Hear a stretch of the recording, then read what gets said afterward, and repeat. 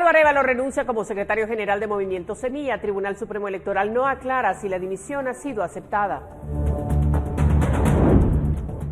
Estados Unidos presenta propuesta en la Organización de Estados Americanos por crisis política en Guatemala. Debate urgente por transición democrática en medio de controversias. Subsecretario de Estados Unidos en Guatemala para fortalecer la democracia y cooperación económica. Entrevista exclusiva en Guatevisión. Descubre los detalles de su visita y objetivos estratégicos aquí. Cardenal Ramazzini enfrenta presunta persecución, defenderá caso ante el Vaticano y recibe apoyo internacional frente a acusaciones del gobierno. Dudas y polémica, diputados descartan tacha contra ex juez Maynor Moto en proceso de elección para relator contra la tortura. Críticas ante los altos puntajes y controversias en la Comisión de Derechos Humanos del Congreso.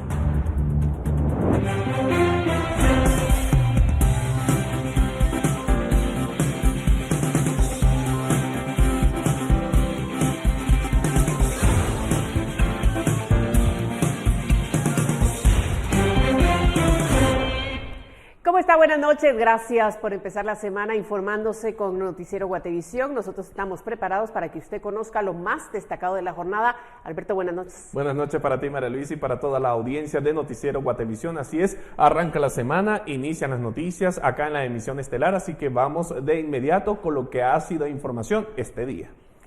Claro que sí, luego de que el presidente electo Bernardo Arévalo presentara su renuncia como afiliado y secretario general del partido político Movimiento Semilla, se consultó al Tribunal Supremo Electoral si la renuncia fue o no aceptada por el jefe del Departamento de Organizaciones Políticas. El equipo de comunicación del tribunal indicó que es un derecho que corresponde a todo ciudadano de conformidad con la ley. Sin embargo, no confirmó ni descartó que fuera aceptada. Actualmente, el partido Movimiento Semilla enfrenta una suspensión provisional, lo que impide que realice algunas gestiones administrativas. Por medio de un comunicado, Bernardo Arévalo informó que la decisión de renunciar está basada en el artículo 32 de la Ley Electoral y de Partidos Políticos, que establece que no puede ser secretario general de un partido y presidente de la República al mismo tiempo. Sí, bueno, he renunciado a la Secretaría General del partido como parte de los requerimientos para tomar el papel de presidente de la República. Está establecido en la ley que la función de secretario general es incompatible con el ejercicio de la presidencia. Entonces, en atención a la ley lo hemos hecho y hemos hecho esa desafiliación del Movimiento Semilla precisamente en el marco de tomar posesión de una función que me convierte en representante de la unidad nacional. Y al Partido Semilla presentaré mi afiliación nuevamente el día 15 de enero del año 2028 y espero que me acepten de regreso. Mientras tanto, el subsecretario de Estado para el Crecimiento Económico, la Energía y el Medio Ambiente, José Fernández, viajó a Guatemala para sostener una reunión con el presidente electo Bernardo Arévalo y subrayar la importancia de una transición democrática pacífica. El diálogo se desarrolló en una de las oficinas de transición del gobierno electo, donde se habló sobre establecer un mecanismo especial de contacto entre ambos gobiernos para el desarrollo y las oportunidades en comercio e inversión. Otros temas debatidos tienen que ver con la lucha anticorrupción y la mejora de las condiciones que encuentran los inversionistas en la región. Según la nota de prensa del gobierno estadounidense, también habrá un acercamiento con sus homólogos del gobierno de Alejandro Yamatei y miembros del sector privado para tratar temas relacionados con entornos empresariales transparentes. Y dentro de unos minutos en la emisión estelar de Guatevisión contaremos con una entrevista exclusiva junto a José Fernández, subsecretario de Estado para Crecimiento Económico, Energía y Medio Ambiente de Estados Unidos. Él ha llegado a Guatemala para resaltar la importancia de una transición democrática pacífica en el país. No se pierda esta conversación en breve. Cierto, de forma urgente y extraordinaria, la Organización de Estados Americanos discutió nuevamente la situación política del país. En el debate, Estados Unidos entregó a la presidencia de la OEA un proyecto de resolución para ser aplicado a Guatemala. La reunión comenzó con la presentación de un informe por parte de Luis Almagro, secretario general, quien señaló varios hechos del Ministerio Público que, según lo presentado, buscan evitar el proceso de transición democrática. Almagro también destacó que hoy, lunes 4 de diciembre, el presidente Giammattei se comunicó con él para indicarle que continúa con la disposición de que se realice la alternancia del poder. De los 13 países que tomaron la palabra en la discusión, 12 externaron su preocupación por la situación guatemalteca.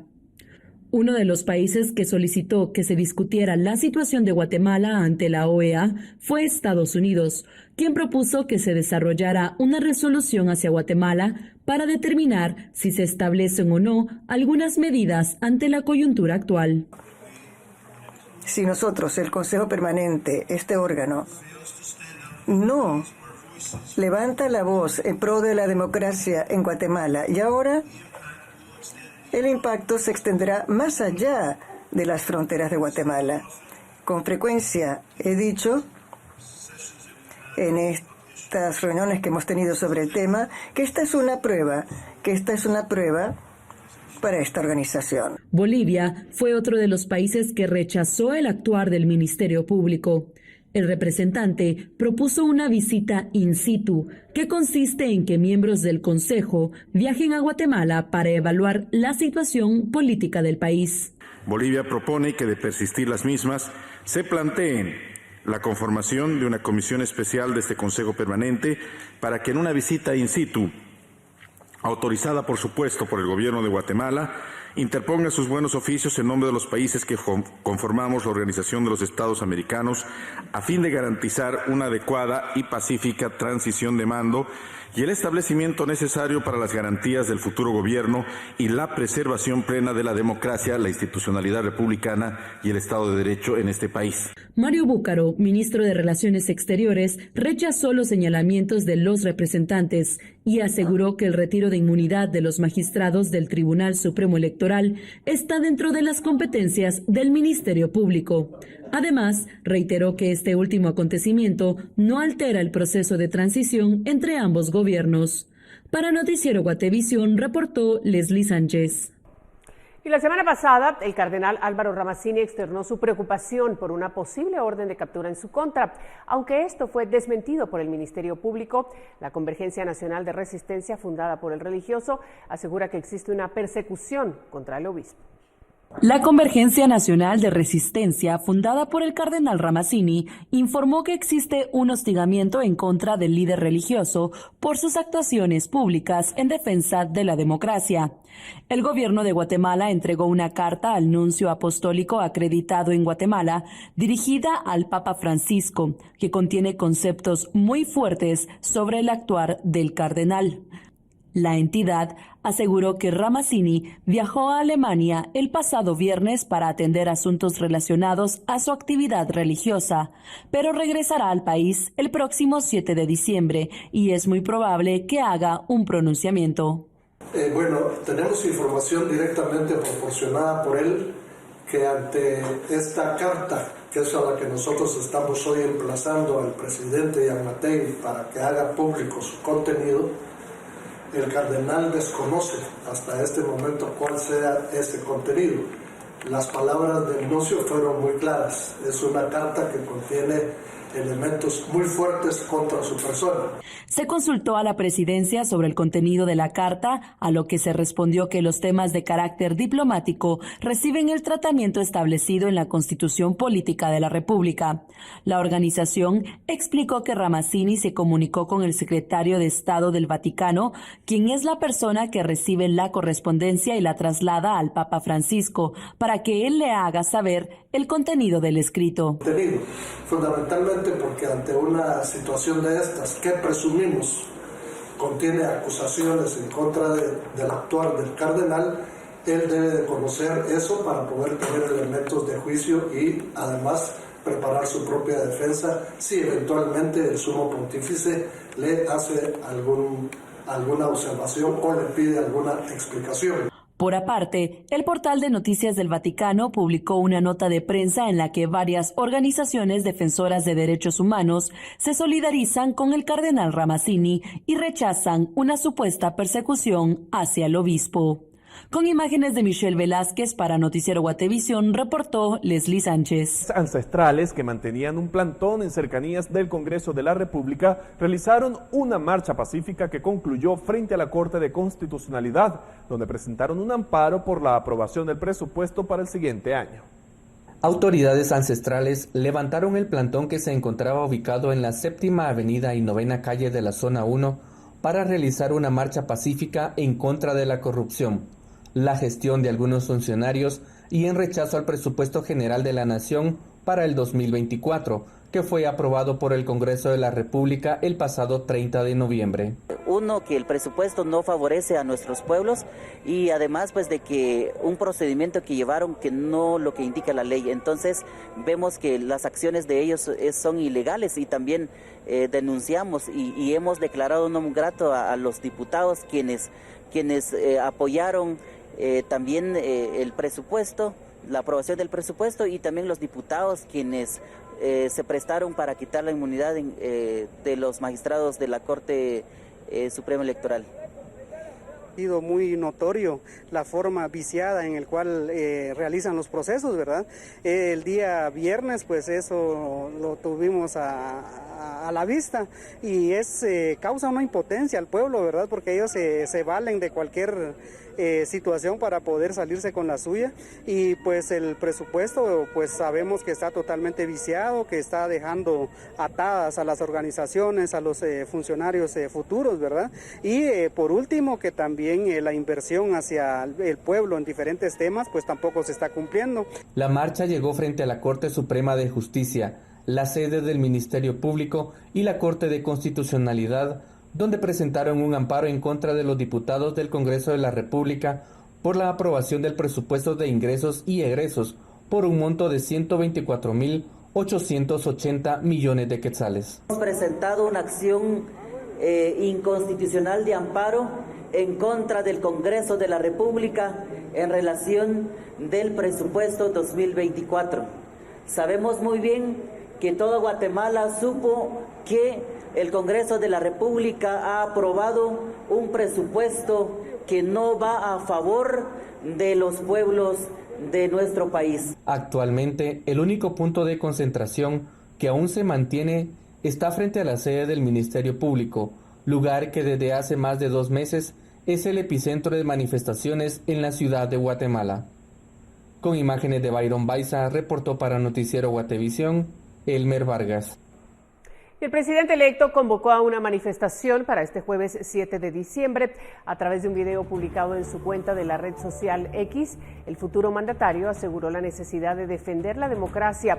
La movilización fue inicialmente organizada por el conglomerado de pueblos indígenas que han mantenido protestas durante 2 meses exigiendo la renuncia de la fiscal general María Consuelo Porras. En el comunicado se indica que las marchas comenzarán a las 8 de la mañana. Partirán desde la Corte Suprema de Justicia hacia la Corte de Constitucionalidad y luego se llevará a cabo una caminata hasta el Ministerio Público, ubicado en el barrio Gerona de la Zona 1. Un momento sin lugar para tibiezas, para silencios cómplices o para ambigüedades. El futuro y el bienestar de las familias guatemaltecas está en juego. Por esta razón, nos sumamos a la movilización pacífica de este día jueves y hacemos un llamado convocando a todas las fuerzas democráticas a caminar juntas y juntos. Alcaldes, diputados, líderes de todos los sectores, religiosos, políticos, empresariales, trabajadores, estudiantes y diputados que integran la Comisión de Derechos Humanos del Congreso de la República desecharon una tacha contra el ex juez Maynor Moto en el proceso para conformar las ternas y elegir a los próximos relatores contra la tortura. Moto obtuvo uno de los puntajes más altos, lo que generó dudas entre algunos parlamentarios. La Comisión de Derechos Humanos del Congreso se prepara para conformar las 2 ternas de donde saldrán los 2 próximos relatores titulares contra la tortura y sus 2 suplentes. Sin embargo, desde que comenzó el proceso, uno de los nombres que llamó la atención es el del ex juez Maynor Moto, quien en su momento tuvo vigente 2 órdenes de captura, pero una resolución ordenó su reinstalación como juez. Este lunes los diputados de la comisión votaron a favor de desechar una tacha en su contra para que continuara en el proceso. La tacha consistía en recorte recortes de prensa, recortes de diarios de circulación del país, no era una petición para dejarlo afuera del proceso, sino que era una recopilación de recortes de prensa donde los indican de algunos delitos. Sin embargo, la comisión no tiene la potestad de poder ser juez en esta instancia, ¿verdad? Entonces entramos a conocer los recortes de prensa, consideramos que no son suficientes como para poder vedar la participación del candidato.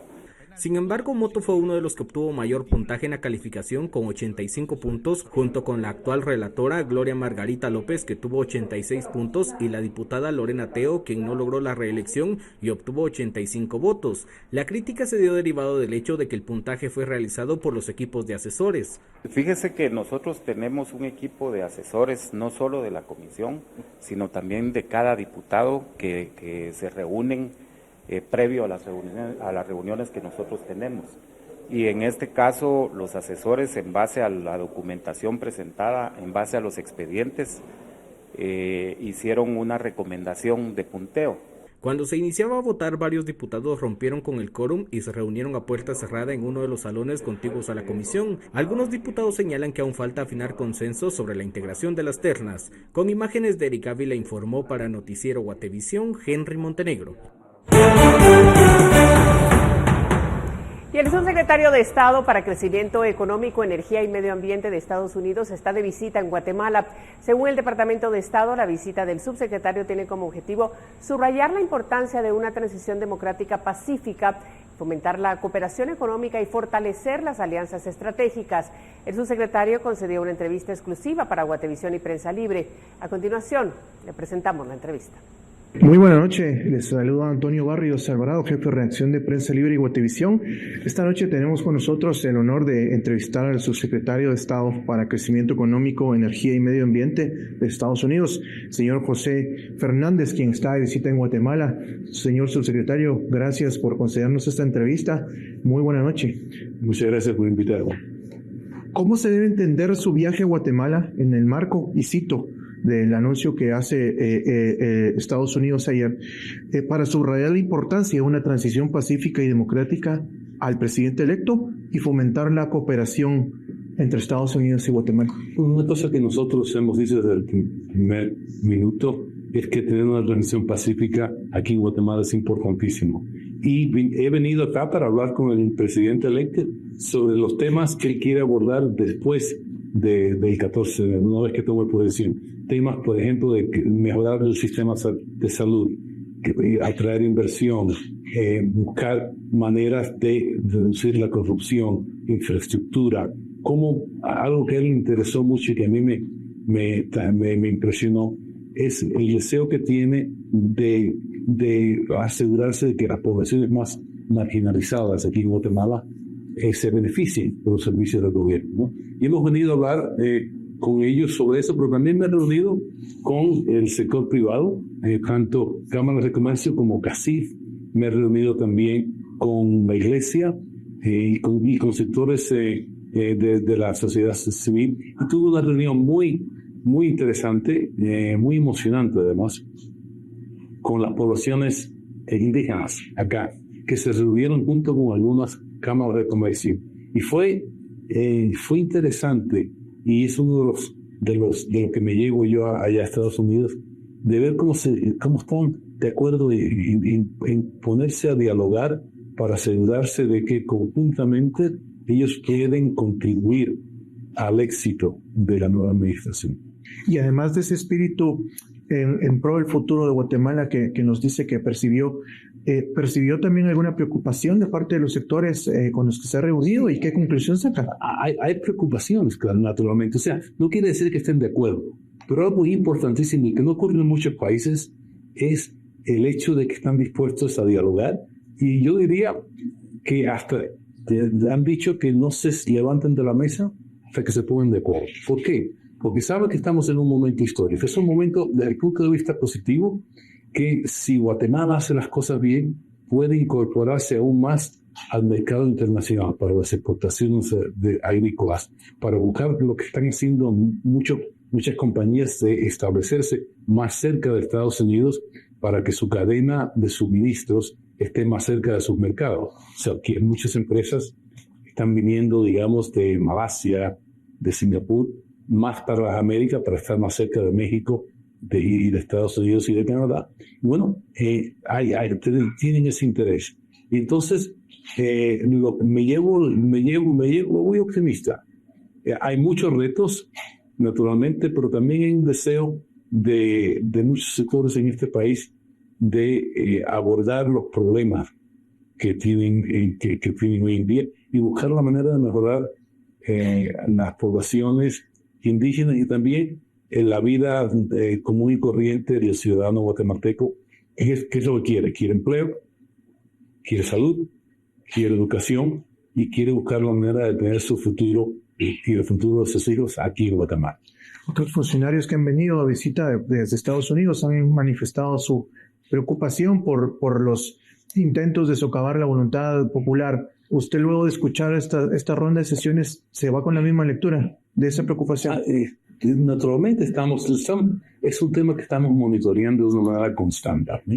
O sea, nosotros, y desde el primer día, nuestra embajada acá y nosotros allá en Estados Unidos hemos dicho que aquí nosotros vamos siempre a apoyar el Estado de Derecho, vamos a apoyar las elecciones que fueron democráticas, elecciones que han sido las elecciones más observadas en la historia guatemalteca. Ustedes, estas elecciones las estuvieron acá, estuvo la Comunidad Europea, estuvo la Organización de Estados Americanos, estuvo la Embajada Norteamericana, estuvo el mismo cacique mirando las elecciones. Entonces, no hay duda de que fueron elecciones limpias. Y entonces yo creo que ha llegado un momento, y eso me trae acá, de dejar eso a un lado, asegurar que hay una transición pacífica, pero a la misma vez empezar a preguntar el futuro.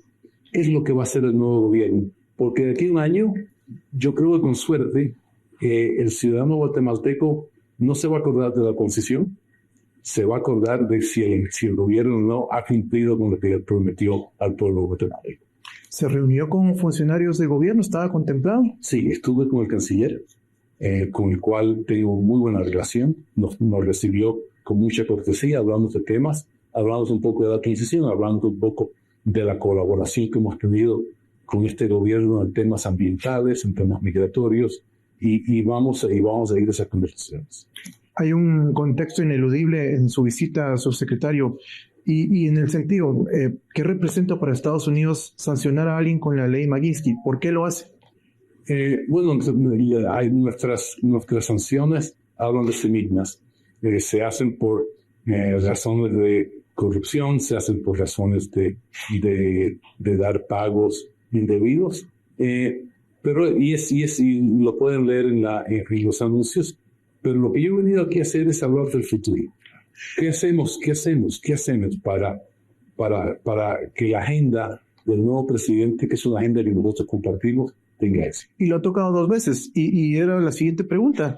¿Qué podemos esperar de aquí al 14 de enero y cuál será el apoyo de Estados Unidos, tanto de aquí al 14 de enero que debe asumir el señor Arévalo, como después de que asuma? Bueno, yo me llevo una tarea a Estados Unidos y hemos hablado con el nuevo gobierno en generalidades. Ahora yo creo que el desafío que todos tenemos es ver cómo concretamos lo que queremos hacer para atraer más inversión, para crear más empleo, para mejorar aquí la agricultura, cómo buscamos la manera de que los pueblos más marginalizados de este país se beneficien.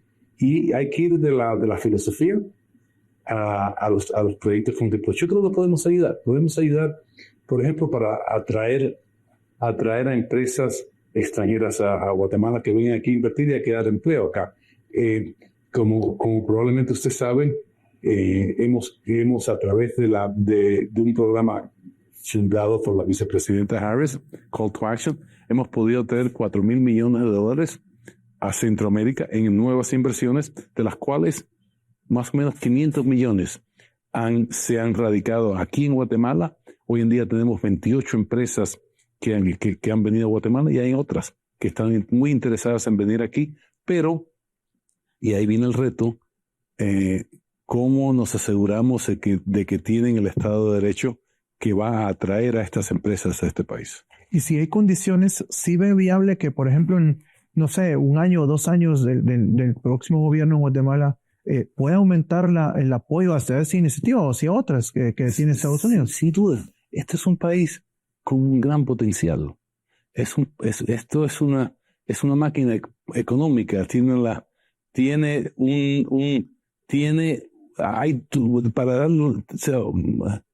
ustedes 2 millones de guatemaltecos en Estados Unidos. Esos nos crean lazos humanos, pero también lazos comerciales. Podemos usar la diáspora que hay hoy en día en América Latina para estrechar nuestras relaciones. Tienen un gran potencial de agricultura, tienen una industria textil muy importante y hay otras cosas que se pueden hacer. Entonces, yo creo que tenemos que ir de la generalidad a lo concreto y ese es el trabajo en el cual me trajo a mí a Guatemala, porque se trata de en los primeros meses de la nueva administración buscar la manera de salir rápidamente adelante y empezar a demostrar a guatemalteco que una democracia funciona. Señor subsecretario, hay un tema en el que usted es experto y me voy a referir a la integración económica y la prosperidad. En noviembre hubo una cumbre de líderes de la Alianza de las Américas, pero Guatemala no estuvo. ¿Podría ser sumada a Guatemala a ese esfuerzo y por qué no estaba en esa primera fase? Bueno,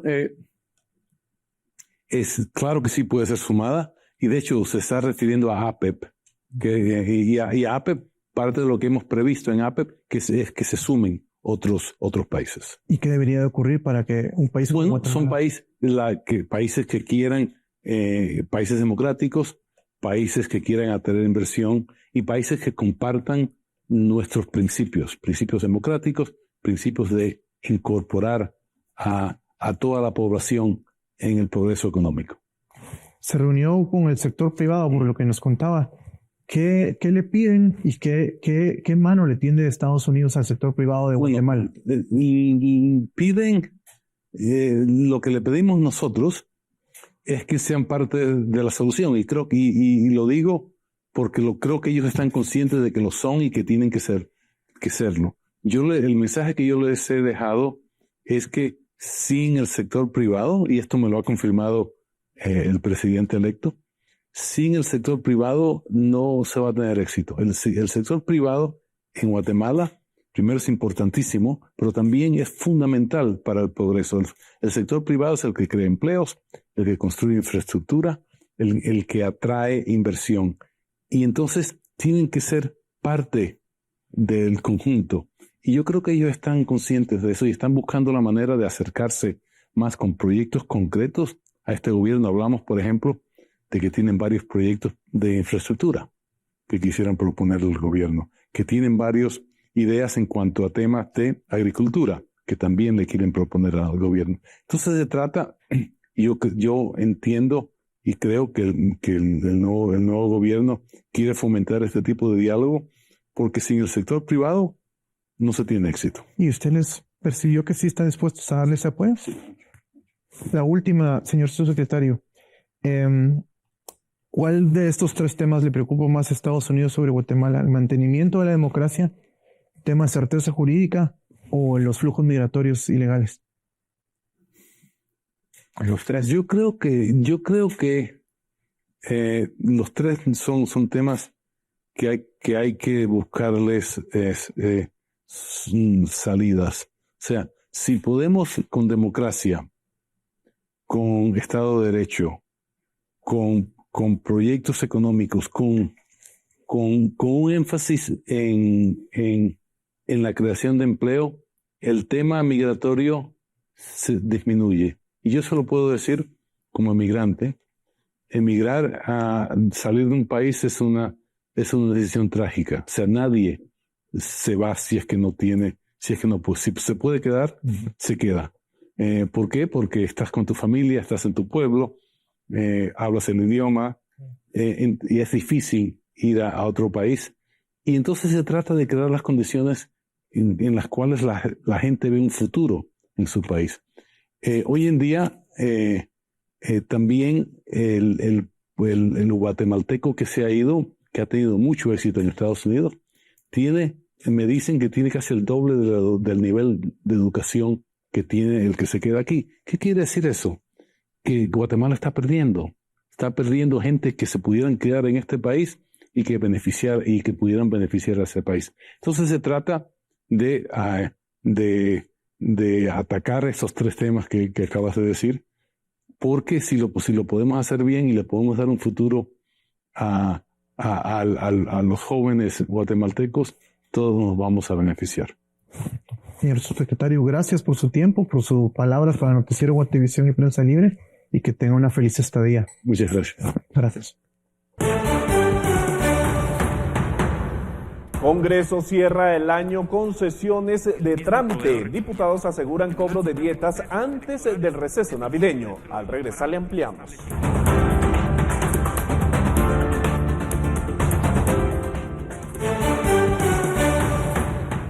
Continuamos. Con la aprobación del presupuesto han surgido peticiones hacia el presidente de la República para que lo vete por su contenido. Sin embargo, ¿cuáles son las rutas legales del presupuesto?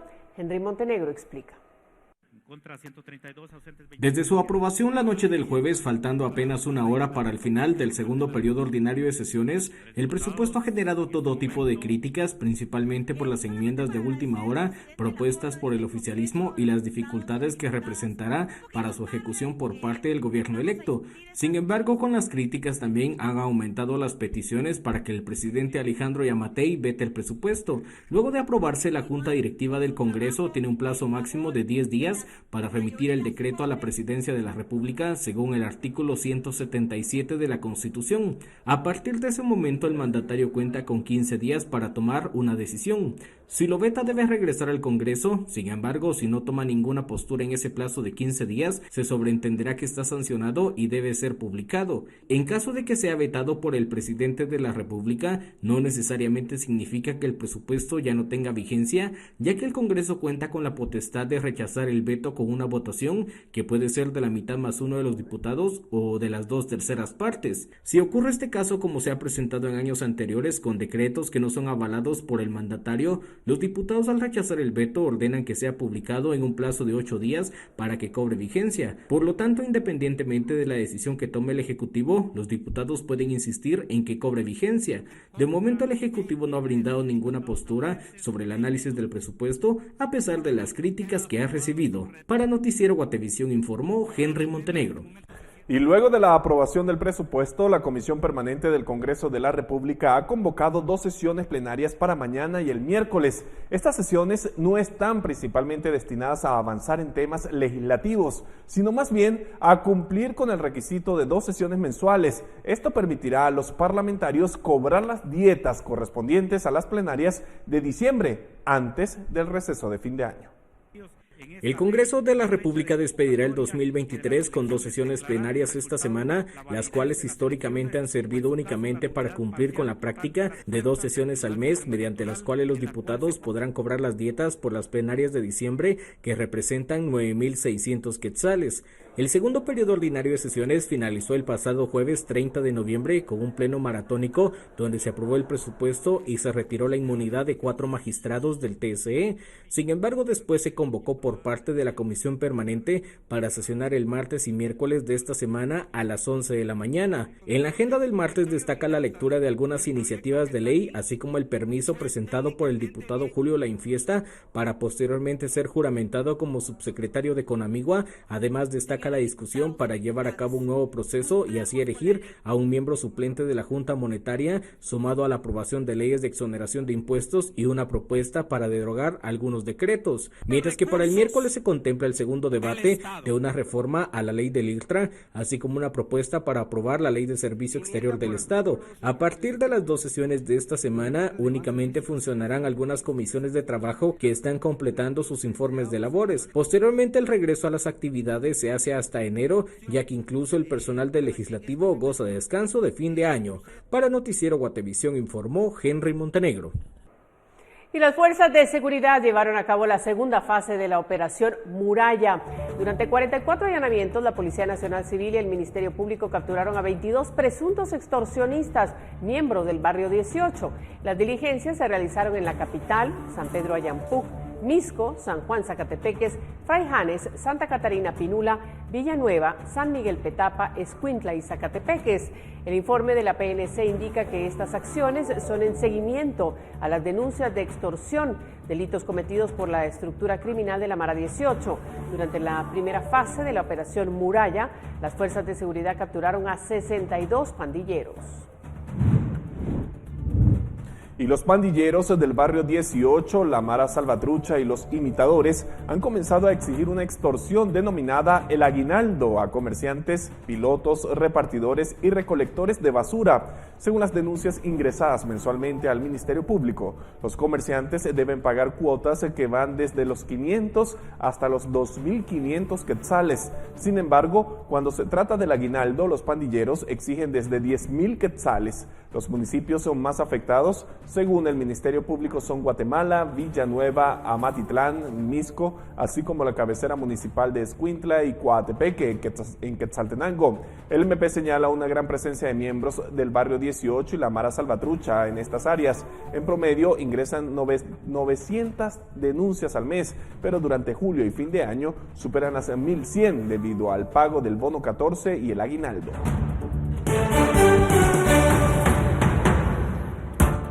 Estudio de la huella económica de alimentos y bebidas en Centroamérica revela aumento significativo en exportaciones. ¿Es esto un resurgir económico? Al regresar de la pausa lo revisamos.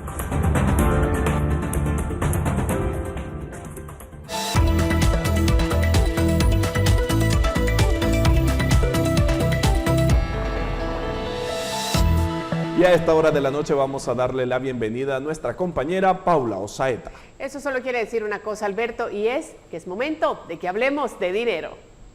María Luisa, Alberto, iniciamos la semana con mucha información económica. Quiero contarles que el Consejo de Fiduciarios de la Fundación para el Desarrollo destacó que el presupuesto general 2024, aprobado por el Pleno del Congreso de la República, deja asignaciones específicas a ONGs, algunas de reciente creación, sin criterios sobre las competencias necesarias para los recursos que se les va a desembolsar, limitando así la capacidad de fiscalización para lograr un adecuado desarrollo social con base en la planificación y seguimiento en la ejecución, que fomenten la eficiencia y la transparencia del gasto público. Resaltó que dentro de las propuestas técnicas presentadas en el Encuentro Nacional de Empresarios por parte de Fundesa, se ha recalcado la importante necesidad de eliminar la asignación a proyectos específicos que no tengan estudios de preinversión, así como la urgencia de contar con contratos de pagos por indicadores que ayuden a transparentar la calidad de la inversión. Y ahora quiero contarle que la Federación de Cámaras y Asociaciones Industriales de Centroamérica y República Dominicana, con el apoyo de la Secretaría de Integración Económica Centroamericana, presentó su primer estudio de la huella económica de alimentos y bebidas en Centroamérica y República Dominicana, con el objetivo de dar a conocer el aporte de dicho sector a la región durante el 2022. La FECAICA y la CIECA presentaron el primer estudio económico sobre la relevancia del sector de alimentos y bebidas en la región. Esto con el objetivo de respaldar las acciones institucionales de la industria por el fortalecimiento del esquema regional de regulación en materia de alimentos y bebidas. Es vital destacar que el sector de alimentos y bebidas es uno de los más importantes para la industria regional. Además de ser altamente competitivo y resiliente, ha hecho grandes aportes a la economía en nuestros países, promoviendo oportunidades comerciales, eficiencia en los procesos industriales y promoción del comercio formal. Además, es un sector esencial para la vida humana porque garantiza el suministro de alimentación. Según los datos presentados en el informe, las exportaciones centroamericanas de alimentos y bebidas alcanzaron los 7.469 millones de dólares, lo que se tradujo en un incremento del 17.4% respecto al año anterior. Las exportaciones intrarregionales sumaron 2.419 millones en 2022, representando un incremento del 15% respecto al año anterior. Las extrarregionales, por otro lado, ascendieron 5.050 millones, con un crecimiento del 18.5% en comparación con 2021. Estos datos evidenciaron una tendencia hacia los mercados extrarregionales, representando una proporción significativamente mayor del total, con el 68%. Guatemala fue el país con más exportaciones de la región. Asimismo, el país se destacó por haber duplicado sus importaciones en estos 5 años y por alcanzar una tasa de crecimiento del 22.2% en 2022, la más alta de la región. Los principales 10 productos y que están en el top 10, estos representan el 96.9% del comercio, o sea, es casi todo. Dentro de estos productos se encuentran las grasas y aceites comestibles, que es un producto intermedio que va principalmente a la industria. Del total exportado, el 57% se dirigió hacia el consumo doméstico, registrando un crecimiento de 12% respecto al año previo. El 43% restante se destinó a la industria, que reportó un incremento del 25.3%. Los principales rubros que destacaron fueron las grasas y aceites comestibles, con el 67%, y los productos cárnicos, que se destinan mayormente al consumo doméstico, los cuales representaron el 21.6% del total para esta categoría. Hoy le daré algunas estrategias para percibir el estrés de una manera más positiva, para controlarlo y saber que no le afectará en sus labores diarias. Reinterpretarse sus emociones, cambiar la forma en que se habla a usted mismo antes de hacer algo estresante puede mejorar su experiencia subjetiva y su rendimiento posterior. Si está ansioso por algo en el trabajo, preste más atención a su diálogo interior.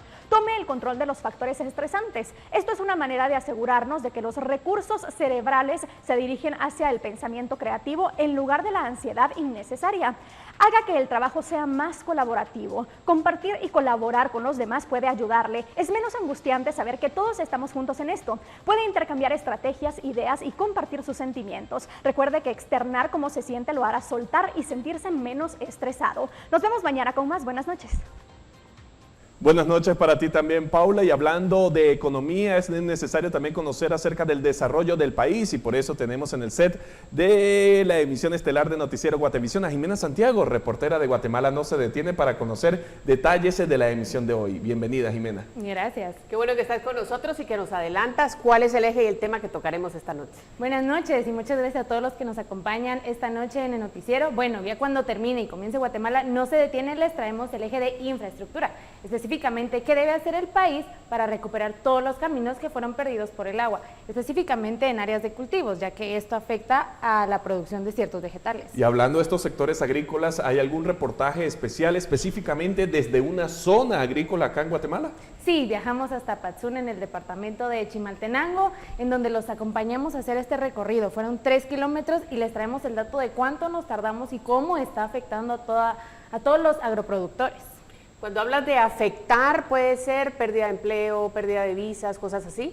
Así es, lamentablemente ya está sucediendo y como siempre en Guatemala No Se Detiene, les traemos las soluciones, y es que ya está en manos del Congreso de la República, de otros organismos y entidades, llevar a cabo un plan que pueda ayudar a los agroproductores y también al país a generar mayor producto y exportaciones. Sé que hay algunas sorpresas y una tiene que ver con la cocina, ¿no es así? Así es, les traemos 2 segmentos muy especiales esta noche, que es el micrófono abierto, que ya los hemos tenido anteriormente, y el segmento de cocina, donde traemos 2 platillos que se van a cocinar con justamente los vegetales que están teniendo más éxito a nivel internacional. Bueno, y eso es algo que usted no se puede perder en Guatemala No Se Detiene esta noche a las 10 en punto, terminando el noticiero. Llegó el momento de una nueva pausa, al regreso tenemos más información.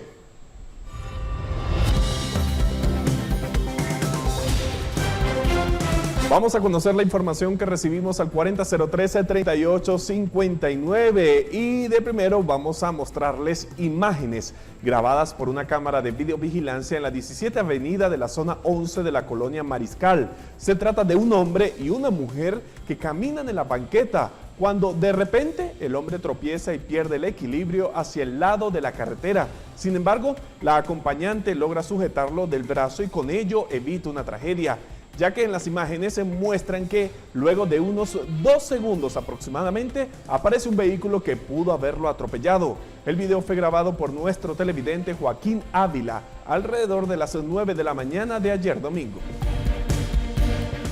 Ahora bien, Julio Koch, uno de nuestros televidentes, nos proporcionó información sobre una pelea entre un pasajero y el conductor junto con el ayudante de los buses Monja Blanca. Este incidente tuvo lugar el sábado pasado en el rancho, ubicado en la ruta de Guatemala a Cobán, en Alta Verapaz.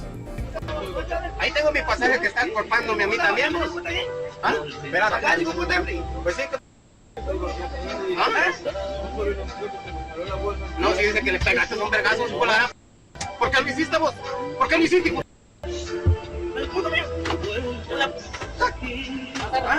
Vamos, hambre,